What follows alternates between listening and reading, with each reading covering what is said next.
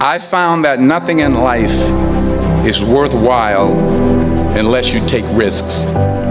Nothing.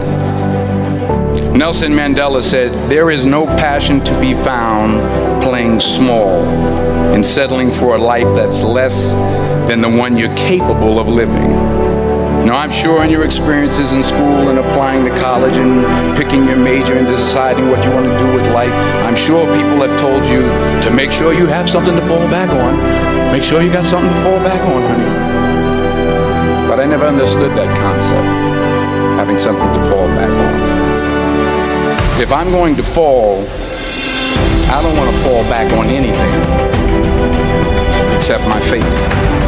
I want to fall forward. I figure at least this way I'll see what I'm going to hit. Fall forward. This is what I mean.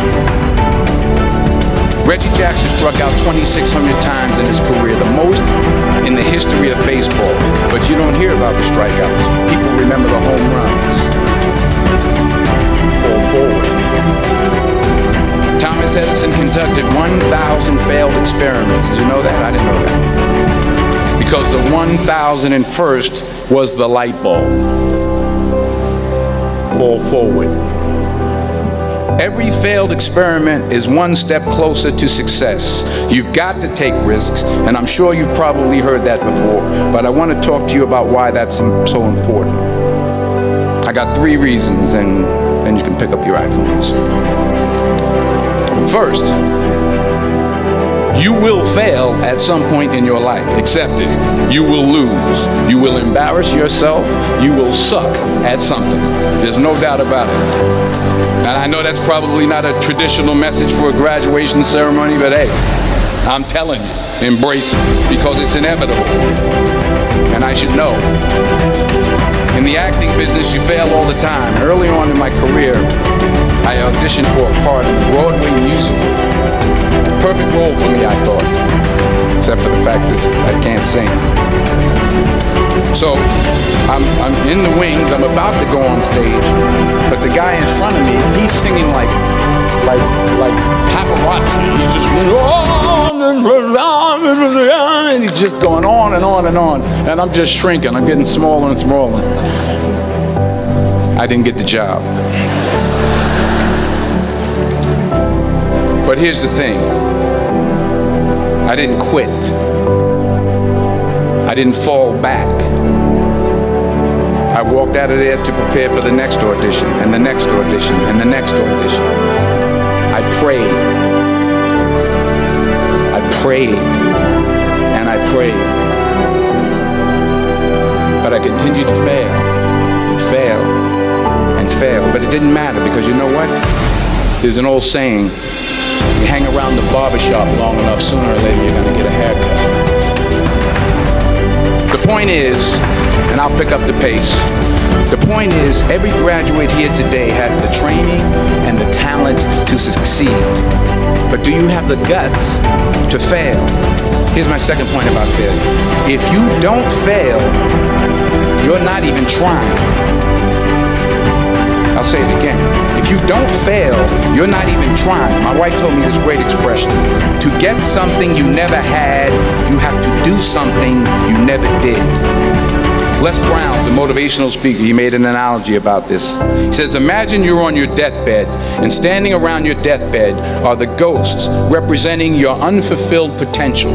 The ghost of the ideas you never acted on. The ghost of the talents you didn't use. And they're standing around your bed, angry, disappointed, and upset.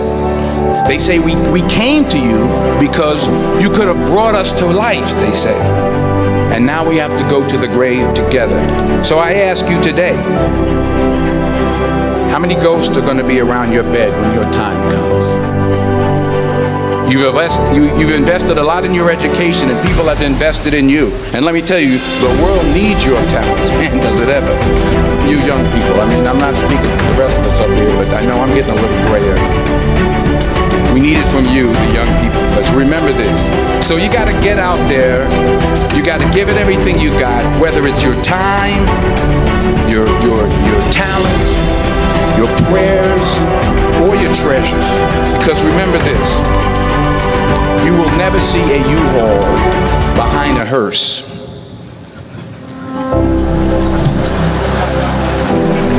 I'll say it again. You will never see a U-Haul behind a hearse.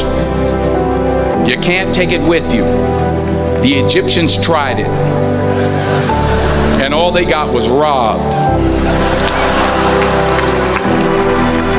So the question is, what are you going to do with what you have? I'm not talking about how much you have. Some of you are business majors, some of you are theologians, nurses, sociologists. Some of you have money, some of you have patience, some of you have kindness, some of you have love, some of you have the gift of long suffering. Whatever it is, whatever your gift is, what are you going to do with what you have? All right, now here's my last point about failure. Sometimes it's the best way to figure out where you're going. Your life will never be a straight path, and I can't think of a better message as we send you off today. To not only take risks, but to be open to life, to accept new views, and to be open to new opinions, to be willing to speak at a commencement at one of the best universities in the country, even though you're scared stiff. While it may be frightening, it will also be rewarding, because the chances you take, the people you meet, the people you love, the faith that you have, that's what's going to define you.